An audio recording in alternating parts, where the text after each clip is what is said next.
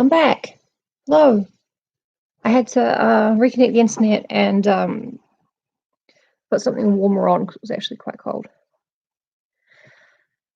Right, welcome to Dracula Part 3. I'm going to delete the other one because it was just rambling and waiting. Like there was no actual Dracula going on. Hello, welcome to 6 people. Yay. It's pretty cool. I don't really need to put a new link saying that we're starting that now because you're all here. We did it. Hi, Evelyn gave me these Iron Fizz tablets because I've been low on iron and I told her that I would take one live on the stream so she could see if I liked them. They're fizzy. Welcome XQR. Welcome everyone else. That's pretty good actually. Not fizzing as much as it could be. Not bad. Thank you very much, everyone. This isn't helping. It's good, yeah, but I guess I didn't think through how I would talk while it was fizzing in my mouth. It's fine. It's all fine.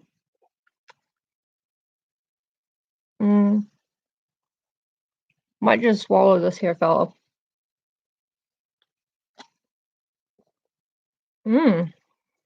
Lovely.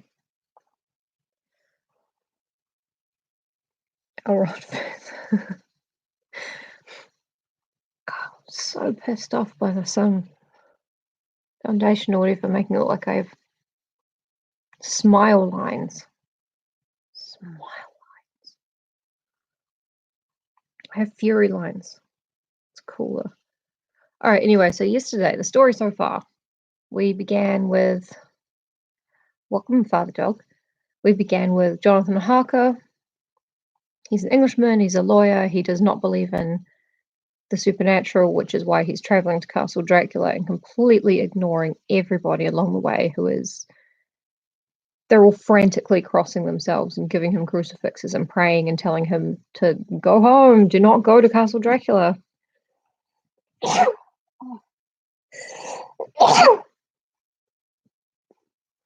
I'm very sorry. I have taken an antihistamine. But this isn't a polished YouTube channel. This is these are videos. It's not a channel, these are just videos of things that, you know, we just kind of hang out in. Yeah, okay, so Jonathan didn't even bother about all that. He carried on, he went to the Borgo Pass, he was dropped off by thank you. He was dropped off by a bunch of people who just sped out of there and picked up by a tiny, like, a caleche is like a small carriage. Small, you know, whatever. Olden timesy horse car, but was not a car.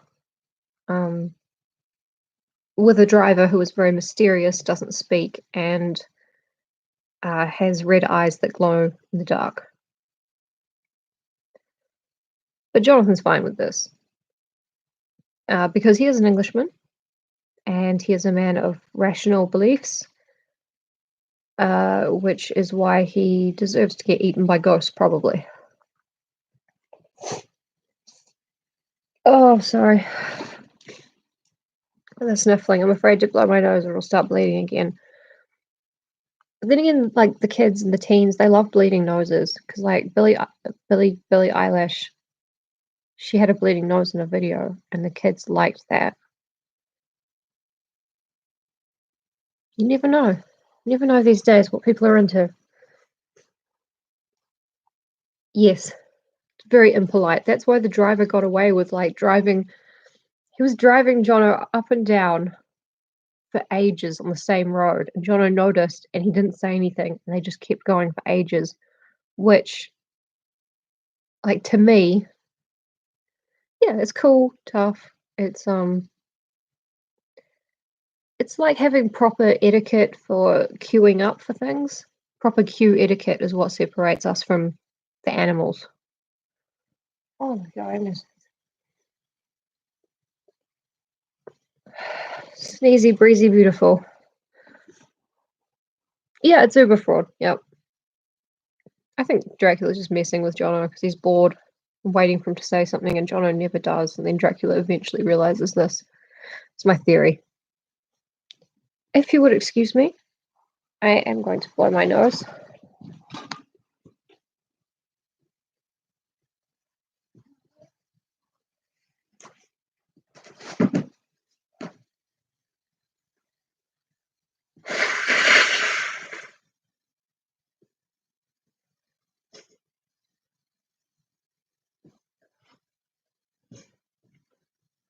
Do not listen to that. It is forbidden by law. Okay, now we should be good. It would be. Yes, if I get a nosebleed during the reading, I'm just going to keep going and the video will get taken down because someone at YouTube will think that it's perverse or... Okay. Oh, bloody hell. Right. We're up to Chapter 2, Jonathan Harker's Journal, continued. Sorry. A little shortness of breath going on here. Otherwise good. 5th of May. I must have been asleep. There's no perversity planned for this. This is live reading a work of classic literature. And definitely not where I go off on digressions about Jesus being a vampire and such. If I'd been fully awake, I must have noticed the approach of such a remarkable place. In the gloom, the courtyard looked of considerable size, and as several dark ways led from it under great round arches, it perhaps seemed bigger than it really is. I have not yet been able to see it by daylight. When the caleche stopped, the driver jumped down and held out his hand to assist me to alight. Again, I could not but notice his prodigious strength. His hand actually seemed like a steel vice that could have crushed mine if he had chosen. Then he took out my bags, and placed them on the ground beside me as I stood close to a great door, old and studded with large iron nails, and set in a projecting doorway of massive stone. I could see even in the dim light that the stone was massively carved, but that the carving had been much worn by time and weather. As I stood, the driver jumped again into his seat and shook the reins. The horses started forward, and trap and all disappeared down one of the dark openings.